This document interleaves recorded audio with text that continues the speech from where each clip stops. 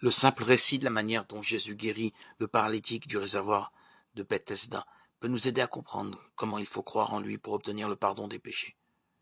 Considérons cette histoire. Ce pauvre malade était impotent. Il n'avait pas fait usage de ses jambes depuis 38 ans. Cependant, Jésus lui dit « Lève-toi, prends ton lit et marche » Jean 5, 1, 9. Le malade aurait pu dire « Seigneur, si tu veux me guérir, j'obéirai à ta parole. » Mais non. Il crut à la parole de Jésus, il crut qu'il était guéri et aussitôt, il agit en conséquence. Il voulut marcher et il marcha. Il obéit à l'ordre de Jésus. Et Dieu lui donna la force de marcher. Il fut guéri.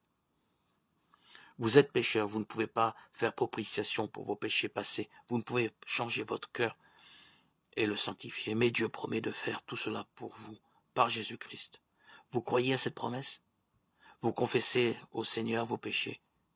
Vous vous donnez à Dieu. Vous voulez le servir. Tout aussi certainement que vous faites cela, Dieu accomplira sa parole à votre égard.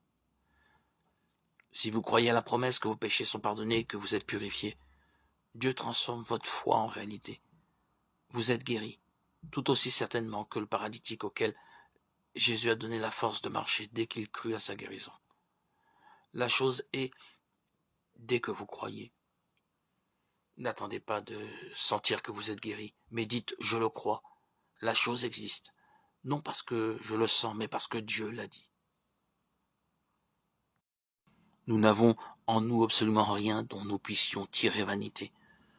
Nous n'avons aucun sujet de nous glorifier.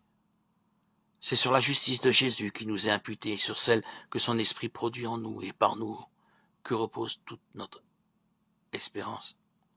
Quand on parle de la foi, il y a une distinction qu'il ne faut pas perdre de vue.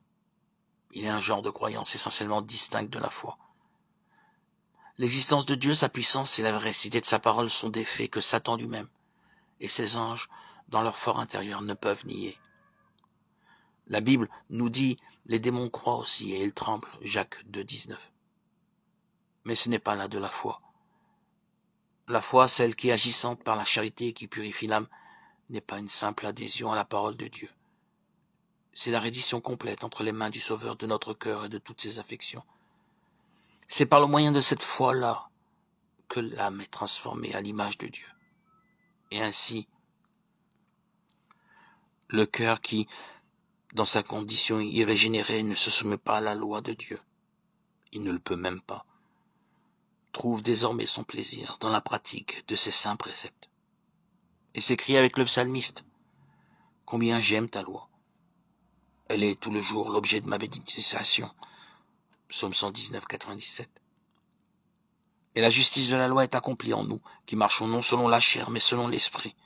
Romains 8, 4.